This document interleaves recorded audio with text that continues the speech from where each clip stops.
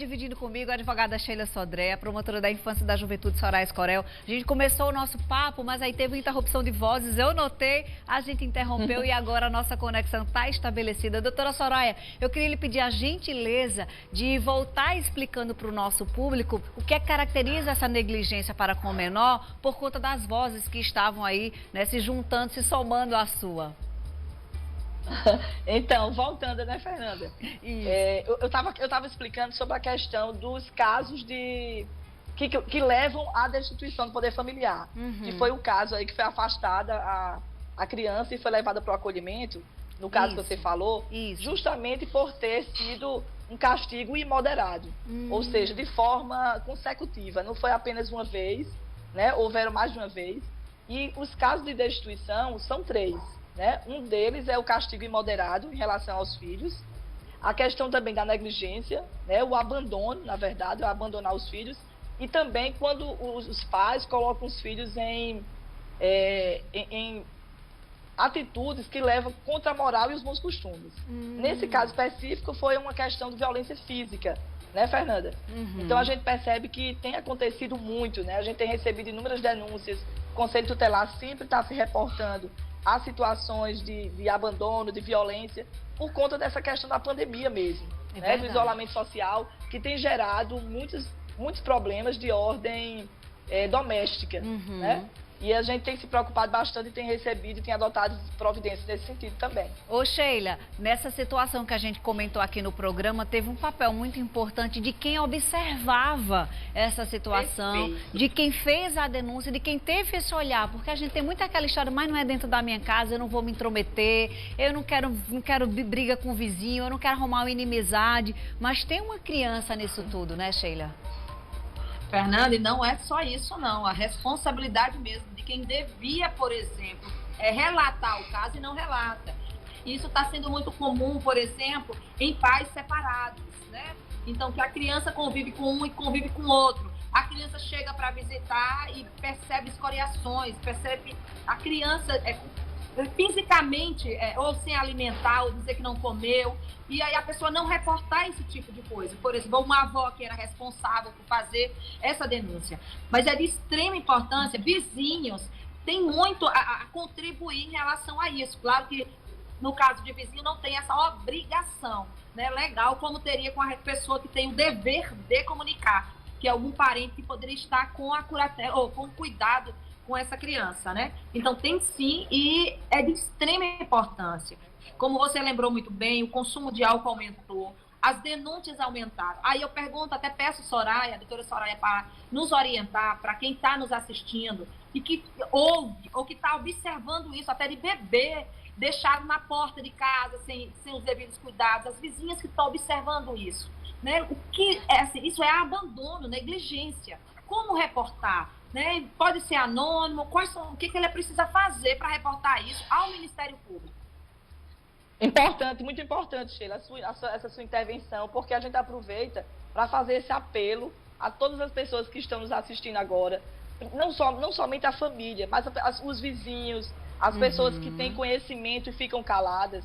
É muito importante saber que não pode, que não necessariamente de forma presencial, pode ser anônima. Nós temos o Disque Denúncia Estadual, que a sua identidade é preservada, que é o Disque 123. E tem também o Disque Denúncia Nacional, que é o Disque 100. Mas para além dessa questão, e a gente pode também se reportar diretamente à delegacia, se você quiser ir diretamente à delegacia, a própria criança também ela pode pedir socorro, porque através dos sinais que elas apresentam, ou um vizinho ou alguma pessoa pode orientar, prestar essa orientação. Porque o mais importante é a gente perceber que todos nós somos responsáveis. Temos que ajudar essa criança, esse adolescente a sair dessa situação de violação. E até mesmo assim, os conselhos tutelares estão funcionando regularmente, estão abertos, sempre tem pessoas lá. Eu posso atestar isso porque fiz audiências por videoconferência e tenho feito quase que todos os dias com os conselheiros tutelares, e eles dizem que tem recebido bastante denúncia, mas ainda é bem aquém daquele número que nós sabemos que tem acontecido de violação todos os dias. Então, a própria criança ou adolescente que estiver nos assistindo agora é importante vocês poderem se reportar, inclusive ao próprio Ministério Público, seja o Conselho Tutelar, seja o Ministério Público, seja através do telefone, Disque 100 ou Disque 123, mas peçam esse socorro, porque a nossa obrigação é poder apurar os casos e responsabilizar, não só civilmente, como criminalmente, quem cometer atitudes desse tipo. Ô, doutora Soraya, falando sobre a responsabilização, quais seriam as possíveis penas para os pais, além do que eu considero perder, né, o próprio poder sobre os filhos, perder a guarda, pelo menos para quem ama os filhos, para quem quer proteger os filhos, já seria uma pena. Mas, dentro da legalidade, o que é que tem a mais para os pais que infringem as leis e que negligenciam os filhos? Na verdade, Fernanda, nós que somos pais e mães, a gente não quer nunca... É até muito ruim para mim quando eu preciso ingressar com ação de destituição do poder familiar. Eu sempre penso que todos nós podemos errar e ter alguma maneira de consertar a situação. Mas quando chega a uma situação como a reportada por você, que já foi de forma consecutiva, foi mais de uma vez, era algo que precisava de uma intervenção, a gente percebe que é necessário mesmo, para que essa criança ela tenha a oportunidade de poder ser encaminhada para uma família substituta, seja através da guarda, da tutela ou adoção. E a consequência principal no âmbito civil é ser retirado do nome do registro, o nome daquele pai, daquela mãe, mas é também necessário, sempre quando eu trabalho na área civil, mas a gente encaminha também a situação para a área criminal, para que lá possa ser também processado por crime, dependendo do que acontecer, né? Mas há também uma responsabilização criminal e que é extremamente necessária, porque as mais das vezes não é apenas uma criança. O caso aconteceu em relação a uma criança, mas tem outros filhos e que igualmente podem também estar sofrendo violência dentro de casa. É isso. Então a gente tem que se preocupar muito com os outros filhos. Pois não, Sheilinha? Fernanda, olha bem, é importante lembrar mesmo, porque o Código Penal são duas características, são duas tipificações. Uma realmente é o abandono do incapaz, que vai até 3 anos, viu? São de 6 meses a 3 anos. E no caso realmente de maus tratos, que esse caso ele pode pegar também até 1 ano de prisão. Então é todo um processo. E aí eu me preocupo, Fernanda, quando a gente fala assim, o abandono, muitas vezes você vê crianças praticamente sem alimentar, e aí a gente tem um problema, Soraya, que é o que me preocupa, que para a gente que está num mundo completamente diferente, no sentido de proteção, eu na minha casa, com cuidado com os meus filhos, você na sua, Fernanda na dela, nós não escapa a realidade de muitas crianças que realmente, mesmo nessa quarentena, tem que ficar na rua, tem que ir para a rua, vão para a rua, os pais não adianta nem prender, nem adianta estar tomando o poder familiar, que a situação é tão penosa. Qual é o cuidado realmente no caso dessas crianças que ficam? Para mim, elas já estariam nessa questão dos maus tratos e do abandono, quando elas passam o dia todo pedindo esse sinal, mesmo agora nessa fase de pandemia.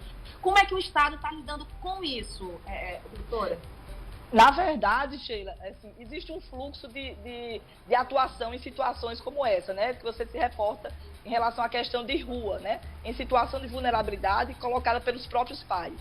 Então, nesse caso específico, o fluxo inicial é o serviço de abordagem, que nós temos aqui em João Pessoa, o serviço de abordagem de rua, é o RUARTS. Então, a primeira abordagem é feita pelo RUARTS.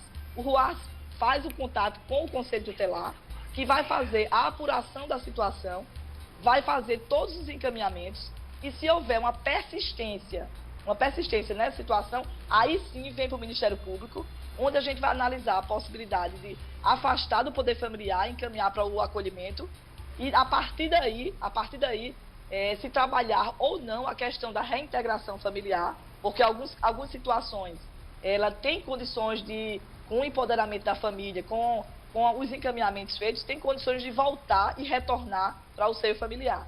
Porque a nossa intenção não é tirar todas as crianças que estão nas ruas,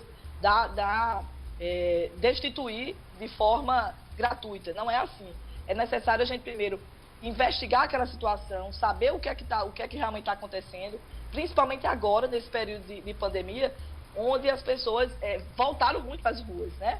Eu tenho recebido vários telefonemas de pessoas que estão nas ruas, quando não deveria estar. Não era nem situação para estar na rua. Então, nesses casos, a gente também adota providências seguindo esse fluxo de encaminhamentos.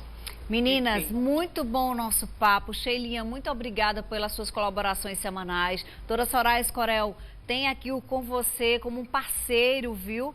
Tem da promotoria, nos tem à disposição para divulgar campanhas, para chamamentos, o que a senhora necessitar. Eu vou sempre reforçar os números, diz que 100, diz que 123. Você também é um agente dessa proteção à criança. A gente não tem que lembrar do pai porque gosta, da mãe porque... Não, a gente tem que pensar que no meio disso tudo existe uma criança indefesa e pode ser você a pessoa a salvar essa criança, não só das questões físicas, mas psicológicas também. É esse cuidado que todo mundo tem que ter. Então, recebo um beijo para todas as duas, viu, meninas?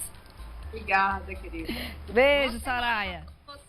Obrigada, sempre um prazer. Para você também, sempre um prazer estar com Sheila e com Fernanda. Um beijo para vocês. Beijo, duas mulheres atuantes, guerreiras, que se destacam em suas áreas, comprando briga muitas vezes que as pessoas não gostam, e isso faz toda a diferença, isso é bom demais. A minha enquete de hoje quer justamente saber disso. Você conhece pessoas que negligenciam os cuidados com os filhos? Para responder, não precisa dizer quem é nada. Você só coloca hashtag sim ou hashtag não. A gente quer entender, né, o comportamento das pessoas através da sua opinião. 98893-3999. Você conhece pessoas que negligenciam os cuidados com os filhos? Hashtag sim ou hashtag não, coloca tudo juntinho, tá? Para ser contabilizado aqui no na nossa enquete no Com Você. Agora vamos ver quem está conosco no @TV Tambaú. Me dá em tela cheia, Wagner, por favor. Porque aí Praguinha vai montar ali grau técnico e você deixa recadinho pra gente, vai lá na fotinha do dia. Foi uma foto aqui no cenário hoje.